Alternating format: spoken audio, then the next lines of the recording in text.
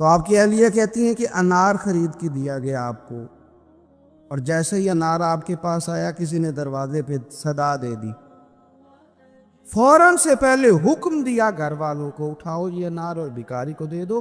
تھوڑا سا نا دل کے اندر گھر والوں کے خیال آیا کہ اس کو دے دے، فرمایا دے دو، حکم کا تو وہ انار دے دیا گیا۔ اب دوبارہ دوسرا انار خرید کے لائے، وہ بھی سامنے لا کے رکھا ہی تھا، تو پھر کسی نے صدا دے دی۔ تو حضرت عبداللہ ابن عمر رضی اللہ تعالیٰ نے وہ بھی حکمن دے دیا، وہ دو دے دیے تو پھر تیسرا انار آیا۔ آپ نے تناول فرمایا اس سے یہ تو ہو سکتا ہے کہ بھوک تھوڑی بڑھ جائے، یہ تو ہو سکتا ہے کہ بیمار کی کمزوری تھوڑی بڑھ جائے، لیکن یہ بات میں ذمہ داری سے کہتا ہوں کہ اس کے دل کی تسلی بڑھ جائے۔ ایک بات اچھی طرح اپنے ذہن میں بٹھا لیں کہ اسلام بالکل فطرتی مذہب ہے، جبراً ہم سے کام نہیں کراتا۔ دل اللہ تعالیٰ کے دست قدرت میں ہے، رب چاہتا تو ہر کافر کا دل اسلام کی طرف موڑ دیتا،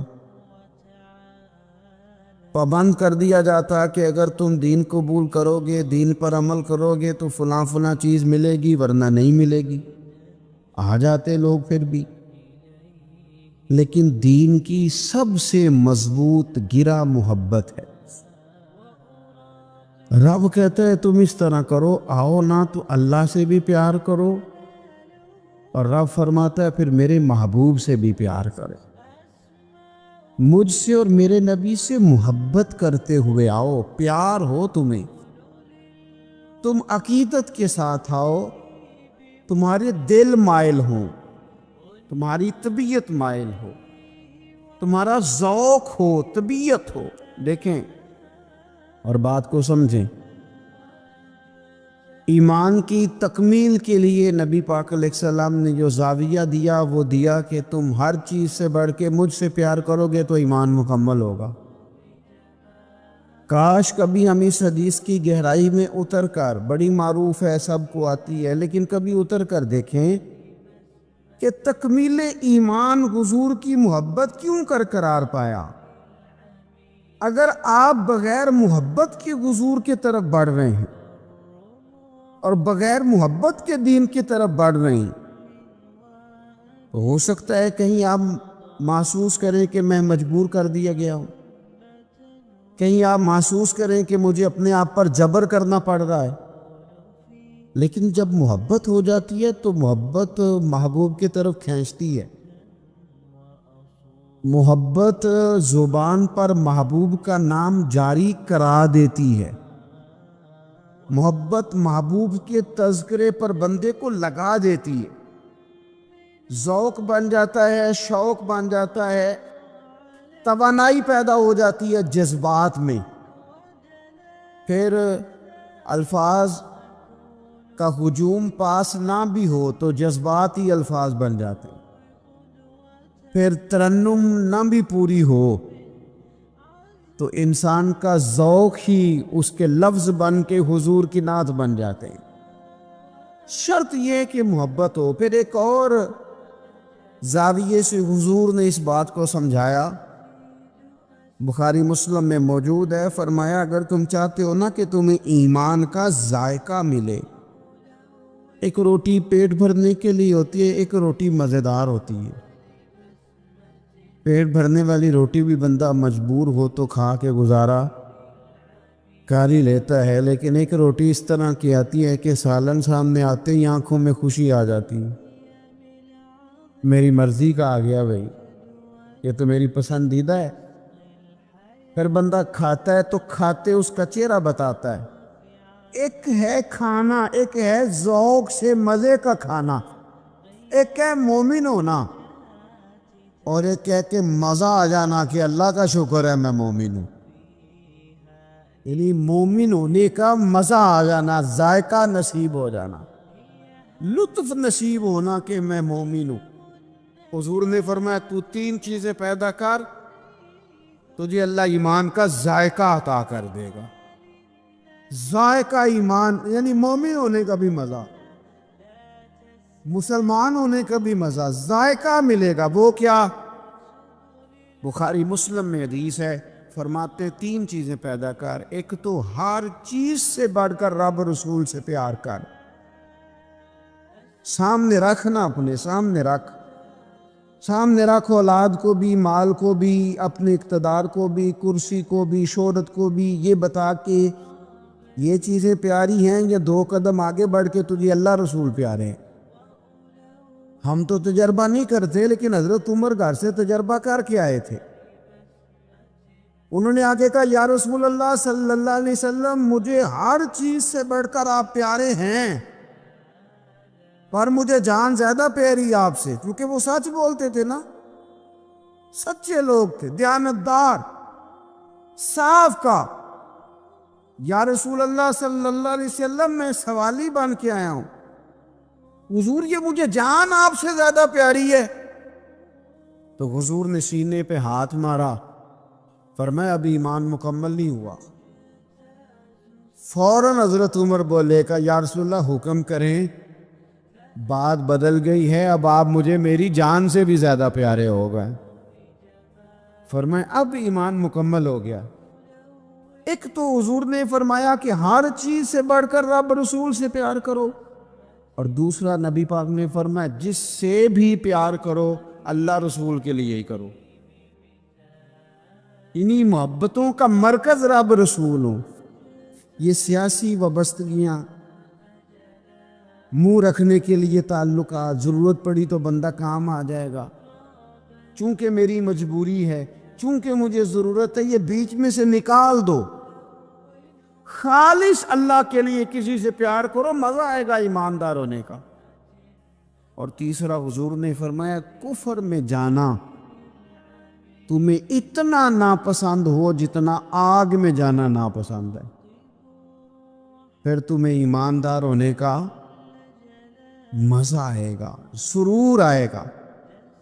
اور جب ایماندار ہونے کا سرور آئے گا، پھر انشاءاللہ نماز پڑھنے کا بھی آئے گا، پھر قرآن پڑھنے کا بھی آئے گا، پھر سنت پر عمل کا بھی آئے گا، خدمت دین کا بھی آئے گا۔ آپ جب یہ چیزیں پیدا کر لیتے ہیں، حضور کی محبت اپنی طبیعت میں ڈھال لیتے ہیں، پھر کوئی چیز خشک نہیں رہ جاتی۔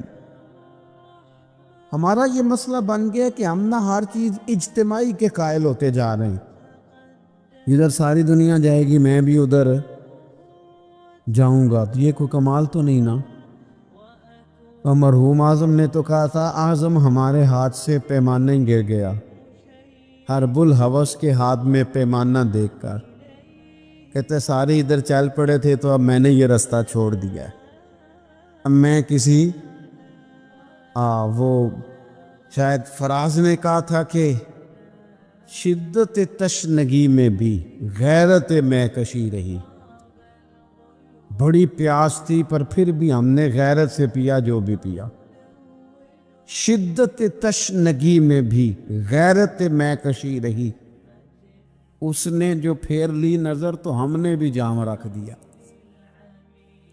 تو ساری دنیا جا رہی ہے تو پھر ہم نے جانا ہے، یہ تو بات ہی ٹھیک نہیں بھئی۔ اب سارے چونکہ کہہ رہے ہیں 1 ربیع الاول سے 12 ربیع الاول تو اظہار محبت کرنا ہے، تو ٹھیک ہے میں بھی کر دیتا ہوں۔ یہ محبت جو ہے نا، محبت موسموں کی پابند ہے۔ 1 محرم سے 10 محرم تک محبت اہل بیت آپ کریں تو محبت اہل بیت تو ایمان ہے۔ آپ فقط 1 سے 12 ربیع الاول تک ذکر کریں تو یہ تو ایمان ہے۔ محبت یہ تو ہر وقت ہونی چاہیے تھی۔ اجتماعی محبت کا ماحول جو ہم بناتے جا رہے ہیں نا، کہ اب ساری دنیا یہ بات کر رہی ہے تو لہذا میں بھی کروں، تو یہ ٹھیک نہیں۔ کیوں؟ اس لیے کہ سارا مکہ جب مخالفت کرتا تھا اور معاذ اللہ ثم معاذ اللہ طرح طرح کی باتیں کرتا تھا، اس وقت عشق کے سب سے بڑے پیغامبر بن کے حضرت صدیق اکبر کھڑے ہو گئے۔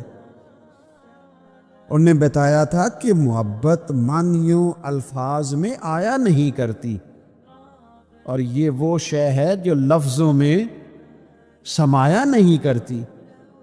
ہم کیا اس کو اس طرح پابند کریں گے کہ پہلے سارے پیار کریں تو پھر ہم نے کرنا نہیں، کوئی کرتا تو نہ کرے نا.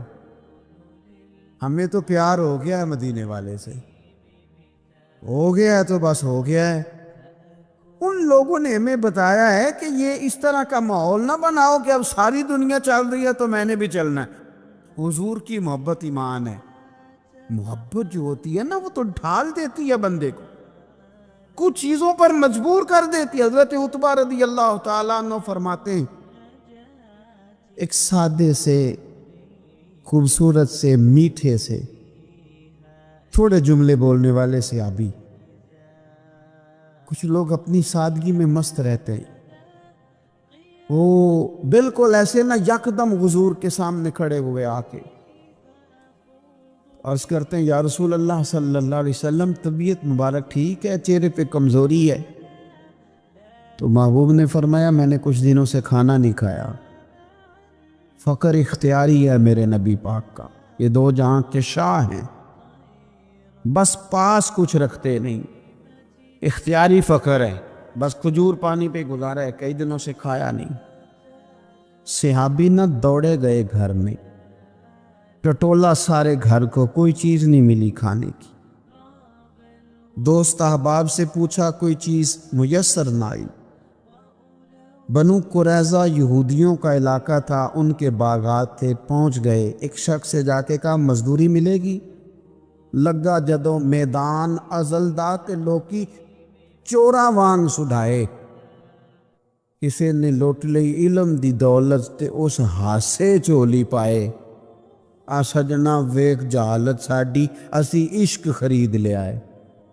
کوئی مزدوری ملے گی؟ اس نے کہا ہاں، اس درختوں کو پانی دینا ہے.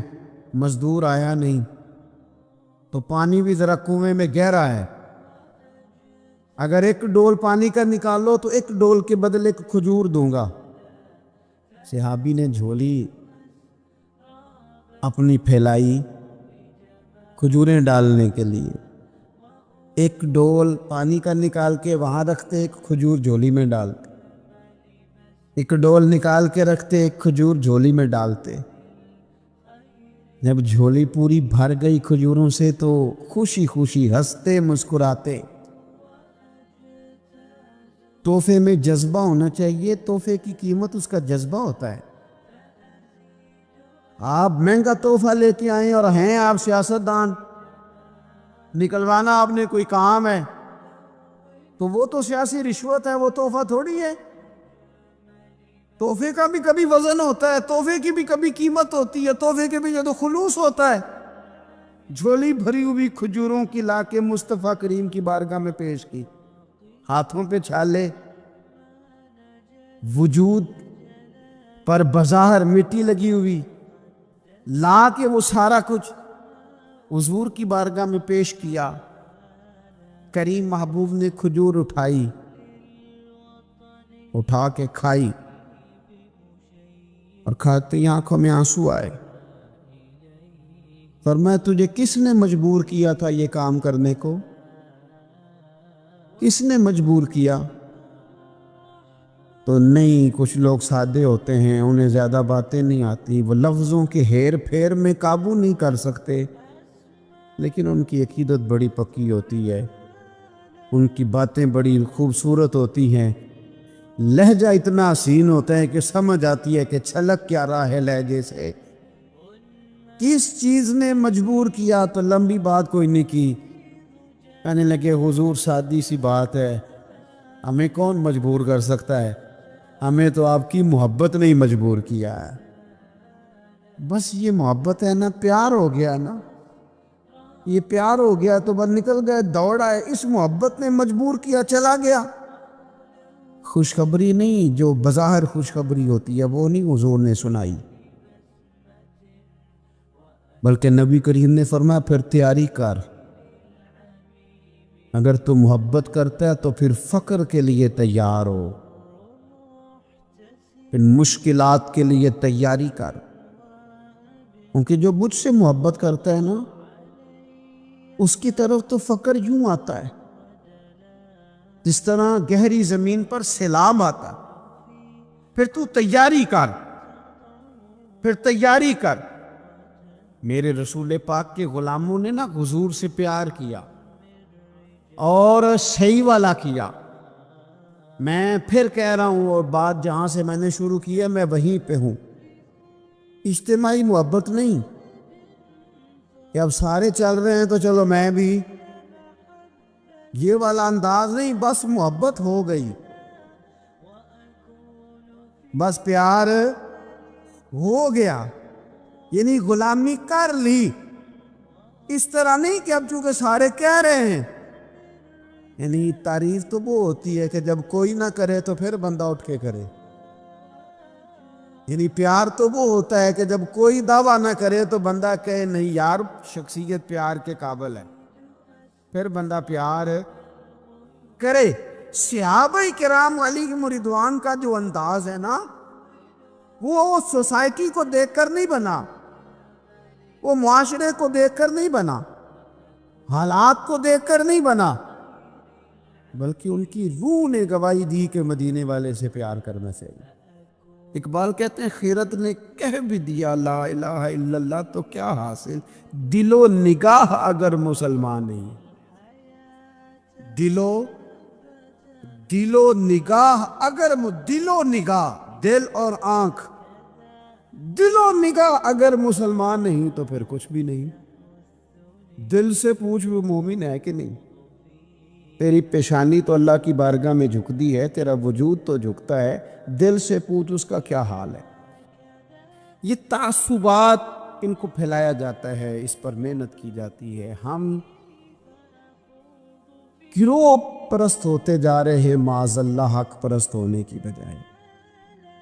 ہمیں گروہ میں نہیں بٹنا، ہمیں حق دیکھنا ہے کدھر ہے، حق کا سفر کرنا ہے. قرآن مجید سورۃ المائدہ آیت نمبر 8 اللہ کریم نے فرمایا یا ایھا الذین آمنوا کونوا قوامین للہ شہداء بالقسط. اے ایمان والو اللہ کے حکم پر خوب قائم ہو جاؤ اور انصاف کے ساتھ گواہی دو. اللہ کے لیے قائم ہو جاؤ، کھڑے ہو جاؤ، انصاف کے ساتھ گواہی دو. قرآن مجید کا انداز دیکھیے گا سمجھانے کا. فرمایا وَلَا يَجْرِمَنَّكُمْ شَنَآنُ قَوْمٍ عَلَىٰ أَلَّا تَعْدِلُوا. کسی قوم کی دشمنی تمہیں وہاں نہ لے آئے کہ تم انصاف چھوڑ دو. دشمنی اختلاف اپنی جگہ پہ اور انصاف اپنی جگہ پہ. سامنے دشمن بھی ہو تو کرنا تم نے انصاف ہی ہے. جب ترازو پکڑنا ہے تو تولنا تم نے. یہ میرے رب کا ارشاد ہے، یہ قرآن پاک ہے. کسی قوم کی دشمنی تمہیں انصاف سے نہ روک دے. اے دلو عدل کرو، واقرب للتقویٰ یہ پرہیزگاری کے زیادہ قریب ہے. نماز روزہ حج زکوٰۃ یہ تو عبادت ہے، لیکن پرہیزگاری کیا ہے کہ تم عدل کرو، انصاف والے ہو جاؤ، ترازو صحیح کرو. واتقوا اللہ اللہ سے ڈرو، ان اللہ خبیر بما تعملون بے شک اللہ کو تمہارے کاموں کی خبر ہے. اللہ کو پتہ ہے، کسی کو پتہ نہ بھی ہو تو اللہ کو پتہ ہے کہ تم فیصلے اپنی جماعت دیکھ کے گروپ دیکھ کے کرتے. ہمیں نہ پوری طرح قائل کیا گیا نہیں. ہم نے دیکھنا ہوتا کہ سچ کدھر ہے، نہیں ہم نے غور کرنا ہوتا کہ حقیقت کیا ہے. بس یہ کہ بات میری برادری کی ہے، بات میرے قبیلے کی ہے. یہ ہمارے دیہاتوں میں یہ ہوتا تھا کہ وہ جی لڑائی ہوگی نکلو جی نکلو. نکل گئے، ڈنڈے اٹھا لیے، پکڑ لا اسلحہ، پہنچ گئے، لڑنا شروع کر دیا. جا کے پوچھا بھی نہیں کہ بھئی ہمارے لڑکے کی غلطی ہے کہ سامنے والے کی غلطی ہے. وہ جی ہم نے نا غلطی کسی کی بھی ہو ہم نے تو سپورٹ کرنی ہے، وہ ہمارا لڑکا لڑ پڑا ہے. بھئی آپ پہلے پوچھیں، آپ پہلے اس پر غور کریں حق کدھر ہے. اس عصبیت سے بچیں. نبی پاک صلی اللہ علیہ وسلم نے فرمایا جس نے کسی کو کسی گروہ کے نام پہ بلایا اس نے جاہلیت کے لیے بلایا. وہ جاہلانہ لڑائی لڑ رہا ہے جو عصبیت پہ، گروپ پہ، برادری کے نام پر آگے نکلا ہوا۔ اب تو پیران عظام، مذہبی جماعتیں وہ کہتی ہیں صرف ہم ٹھیک ہیں، نہ کریں یارا۔ آپ امت میں نئی امت تو نہ قائم کریں، ان کو رسول اللہ کا غلام بنائیں، ان کو آپ مختلف جگہوں پہ نہ تقسیم کریں۔ آپ اہل حق صحیح العقیدہ لوگ، خدا را اپنے ذہن کو بڑا کرے، وسعت سوچوں میں لائے، گروہ بندی کی سوچ پیدا کرنا، سطحی سوچ پیدا کرنا۔ میں سوچوں کے لحاظ سے انقلابی لوگوں کے پاس اٹھتا بیٹھتا رہا ہوں تو بعض مثالیں بھی پنجاب کی مجھے تکلیف دیتی ہیں۔ ایک صاحب نے ایک دفعہ میرے سامنے کہہ دیا کہ برادری تو سپانوں میں پیاری ہوں گی۔ میں کہتا مطلب ہے سپاں والا کام میں کیا مطلب سطحی سوچ آپ نے پیدا کی ہوئی؟ ابھی بھی یہ رٹا ہے۔ یہ جو گروہی تعصبات ہیں نا، یہ تو بندے کو حق سے دور لے جاتے۔ گروہی تعصب، گروہ کا تعصب، یہ تو حق سے دور لے جاتا ہے۔ میرے عزیزو، تعصبات سے اوپر اٹھ کے دیکھیں، خیر اور جگہ پہ بھی ہے۔ میں نے وہ لوگ بھی دیکھے ہیں جن کو اہل بندہ نظر آیا تو انہوں نے عہدہ ہی چھوڑ دیا۔ ہم اپنی ذات کے چنگل میں اتنا پھنس کے رہ گئے، مجھے پوچھا جائے، مجھے گنا جائے، میری بات کی جائے، آپ کچھ نہیں کر سکیں گے، اس لیے کہ آپ ذات کی جنگ لڑ رہے ہیں۔ آپ جب تک نظریات کی جنگ نہیں لڑتے، یہاں سے اوپر اٹھ کر بات نہیں کرتے، آپ کوئی کام نہیں کر سکتے، سوال ہی پیدا نہیں ہوتا، اس لیے کہ سوچ ہی چھوٹی ہو گئی۔ گروہی تعصبات سے نکل کر جب آپ کو حق آ جائے پھر اس کو قبول کریں، پھر نہ آپ کا منصب آپ کو روکے۔ حضرت ابی بن کعب رضی اللہ تعالیٰ عنہ نے امیر المومنین سیدنا فاروق اعظم پہ مقدمہ کر دیا تھا۔ عدالت تھی، جج تھے حضرت زید بن ثابت۔ حضرت عمر پہنچے،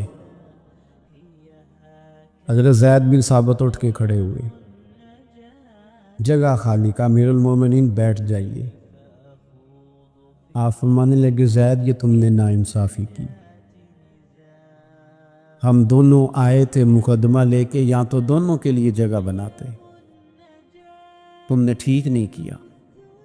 پھر بات ذرا آگے بڑھی، حضرت ابی بن کعب نے مطالبہ کیا کہ حضرت عمر فلاں بات پہ قسم اٹھائیں، تو حضرت زید بن ثابت جج تھے، کہنے لگے آپ امیر المومنین سے یہ مطالبہ کر رہے ہیں؟ تو حضرت عمر فاروق کہنے لگے زید آپ اس مقدمے کا فیصلہ کر لیں، اس کے بعد میں آپ کو فارغ کر دوں گا۔ آپ مجھے امیر المومنین کہہ رہے ہیں، اور امیر المومنین کہہ کہ آپ یک طرفہ ہو رہے ہیں، اور جو آدمی انصاف نے آپ کے دروازے پہ آیا ہوا ہے۔ اس ملک کا مسئلہ کیا ہے؟ اس ملک کا مسئلہ غریبی نہیں، میرے وطن کا مسئلہ یہ ہے کہ امیر غریب کے لیے قانون الگ الگ ہے۔ یہاں 11 سال 12 سال ایک شخص جیل میں رہ کے آتا ہے، لیکن بعد میں پتہ چلتا ہے وہ تو بے گناہ تھا۔ اس کے 11 سال کون واپس کرے گا؟ اس کے 20 سال زندگی کے جو سلاخوں کے پیچھے کٹ گئے کون واپس کرے گا؟ اور امیر آدمی وہ تو قبل از گرفتاری ضمانت کرا لیتا ہے۔ ان کے پاس تو بڑے بڑے ایشو ہیں، بڑے بڑے وکیل ہیں، بڑے بڑے ڈاکٹروں کی ان کے پاس رپورٹیں ہیں، وہ تو سارا کچھ کر سکتے ہیں، کوئی ہے ہی نہیں ان کو روکنے والا۔ میرے عزیزو آپ سمجھے میری بات کو۔ حضرت عمر فاروق فرمانے لگے یہ فیصلہ کر لیں، اس لیے کہ حضرت عمر اگر صرف اپنا سوچتے تو نظریہ نہیں بچتا تھا۔ جناب عمر رضی اللہ تعالیٰ عنہ نے نا صرف اپنا نہیں سوچا، انہوں نے کہا کہ سچ کو فروغ دیا جائے، ذات سے نکلا جائے۔ آپ فرمانے لگے تو نہ عمر کو کسی اونچی اڑان میں مبتلا نہ کر، عمر کو پتہ ہے عمر کیا ہے، اسے وہ دور یاد ہے جب وہ اونٹ چرایا کرتا تھا، لہذا میرے لیے وہی فیصلہ کر جو فیصلہ کرنے کا طریقہ قرآن و سنت نے ہمیں عطا فرمایا ہے۔ آپ نکلیں ذرا ذات پات کے چنگل سے. یہ جو بت پال لیے نا، اقبال کہتے ہیں گرچہ بت ہے جماعت کی آستینوں میں. جماعتوں کی بت تو نہ بناؤ، تنظیموں کو بت تو نہ بناؤ، آپ برادری کو بت تو نہ بناؤ، آپ رنگ نسل کو بت تو نہ بناؤ. اگرچہ بت ہیں جماعت کی آستینوں میں، پر مجھے ہے حکم اعزاں لا الہ الا اللہ. یہ ٹوٹ جائیں گے لا الہ الا اللہ کی ضرب سے. وسیع الظرف، وسیع المزاج بنے، وسیع المشرب بنے. آپ کبھی بھی سوچوں کو اتنا محدود نہ کریں کہ آپ کسی ایک ابہام کا شکار ہو کے ہی ساری زندگی گزار دیں. کیا مسئلہ تھا عرب کے لوگوں کو؟ مسئلہ کیا تھا؟ صرف اتنا. ایک عجیب روایت ہمیں ملتی ہے سیرت کی کتابوں میں. میرے نبی پاک صلی اللہ تعالی علیہ وسلم نا رات کے وقت پہاڑ کی چوٹی پہ بیٹھ کے قرآن پاک کی تلاوت کرتے تھے. حضور نا رات کے وقت قرآن پاک کی تلاوت کر رہے تھے. نبی کریم تلاوت کر رہے تھے، اور جب یاسین والے نبی خود یاسین پڑھے، والضحیٰ والے محبوب جب خود والضحیٰ کی تلاوت کریں، مدثر والے محبوب جب خود مدثر پڑھے، تو انداز ہی نرالو. حضور قرآن پاک کی تلاوت کر رہے تھے تو اس تلاوت کی نا آواز گونجی. کہاں تک پہنچی؟ ابو جال بھی کسی جھاڑی میں چھپ کے حضور کا قرآن سننے لگا. سریلی اتنی تھی، اس میں لطف ہی اتنا تھا. ابو سفیان بھی آ گئے، کسی جھاڑی میں چھپ کے قرآن سننے لگے. اخنس بن شریک بھی آ گیا. تھوڑا نہیں سنا، ساری رات ہی حضور کی تلاوت سنتے ہوئے، ساری رات تلاوت. صبح ملاقات ہوگی، تو کدھر آیا تھا، تو کدھر آیا تھا، تو آج کے بعد نہ آئے کوئی بھی. لیکن کہتے ہیں اگلے دن سوئے تو بے چین کیا حضور کی آواز نے. پھر اٹھے، تینوں آ کے پھر مختلف جگہوں پہ بیٹھ گئے. سویرے پھر ملاقات ہو گئی. آج کے بعد نہیں آنا، تو بھی نہ آنا، تو بھی نہ آنا. پر کہاں چین لینے دے حضور کی میٹھی آواز، کہاں چین لینے دے حضور کی میٹھی آواز. تینوں پھر اٹھ گئے. کئی دن آتے رہے. ایک دن طے ہوا کہ آج کے بعد بالکل نہیں آنا، جو آئے گا سزا ملے گی. ہو گئی بات طے.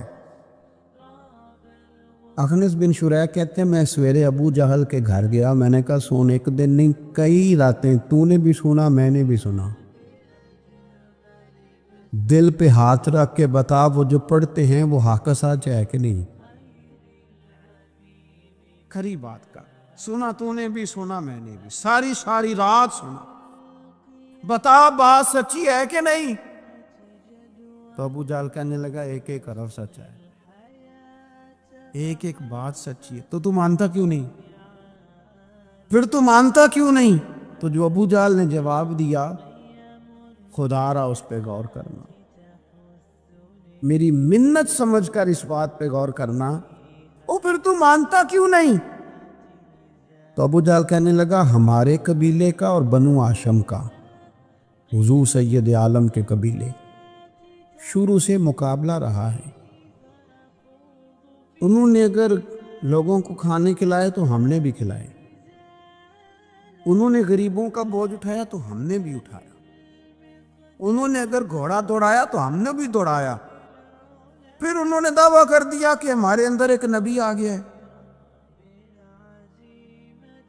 اب ہم کیسے مان لیں اس قبیلے میں نبی آ گئے؟ پہلے کیا کہہ رہا ہے؟ بات بالکل حق ہے. اب کیا کہہ رہا ہے؟ اس کے کہنے کا مطلب یہ ہے کہ اگر میرے قبیلے میں نبی آتا تو میں مان جاتا. او خدا کے بندو، یہ برادری کا بت، قبیلے کو جو بت بنا لیا معاذ اللہ، وہ تعصب بن کے آڑ بن گیا، گروہ پرست ہو گئے. وہ کہنے لگا اس کا مطلب یہ تھا کہ میرے قبیلے میں ہوتے تو میں مان جاتا، قبیلہ دوسرا ہے. خدا را، ان بتوں کو توڑنے کی ضرورت ہے. کاش ابو جہل یہ سمجھتا کہ یہ تو رب کی تقسیم ہے نا، واللہ یختص برحمتہ من یشاء. وہ کہتا ہے میں جس کو چاہتا ہوں اپنے فضل سے اپنا خاص بنا لیا کرتا. لیکن یہ گروہی تعصبات، قرآن مجید آپ دیکھیں نا تو یہودیوں کے بارے میں اللہ فرماتے ہیں کیونکہ تورات میں بھی حضور کی شانیں، زبور میں بھی حضور کی شانیں، انجیل میں بھی حضور کی شانیں، ہر جگہ اللہ نے اپنے حبیب کے تذکرے کیے. رب کریم فرماتا ہے محبوب یہ جو یہودی ہیں نا یعرفونہ کما یعرفون ابناءہم. قرآن مجید کے الفاظ پہ غور کیجیے، کہا محبوب یہ آپ کو اس طرح جانتے ہیں، اس طرح پہچانتے ہیں جس طرح کوئی اپنے بیٹے کو پہچانتا ہے. جڑواں بچے ہوں نا، جڑواں شکلیں بھی ایک جیسی ہوں تو اور کوئی پہچانے نہ پہچانے، باپ اور ماں پہچانتے ہیں کہ یہ فلانا ہے، اور یہ ان کو پتہ چلتا ہے. کہا محبوب جس طرح یہ اپنے بچوں کو پہچانتے ہیں نا اس طرح آپ کو جانتے ہیں. لیکن وہ کہتے پتہ کیا تھے؟ وہ کہتے تھے کہ ہم وہ والی وحی مانیں گے جو ہم پہ آئی ہے، جو بنی اسرائیل کے نبی آئے ان کو مانیں گے. یہ چونکہ حضرت اسماعیل علیہ السلام کی اولاد میں سے ہے رسول رحمت صلی اللہ علیہ وسلم، لہٰذا نہیں مانیں. وہ جو گروہی تعصب تھا نا، قبیلے کا تعصب گروہی، وہ لے ڈوبا. وہ تورات پڑھ کے بھی، انجیل پڑھ کے بھی، بلکہ وہ لوگوں کو کہا کرتے تھے رسول آنے والے ہیں، رسول آنے والے ہیں، رسول آنے والے ہیں. لیکن حضور آ گئے حضرت ابراہیم کی اولاد میں سے، حضرت اسماعیل کی اولاد میں سے. انہوں نے کہا جی وہ تو ہمارے قبیلے میں ہوتے تو ہم مانتے.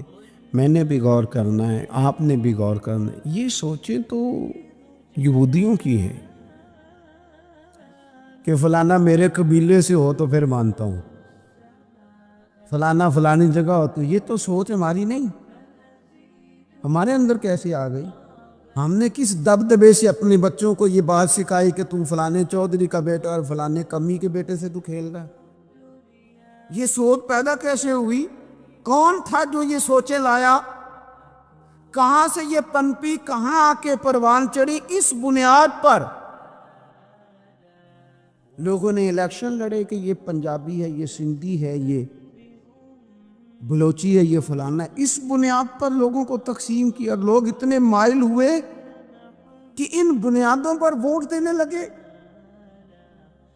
ان نعروں کے قائل ہو گئے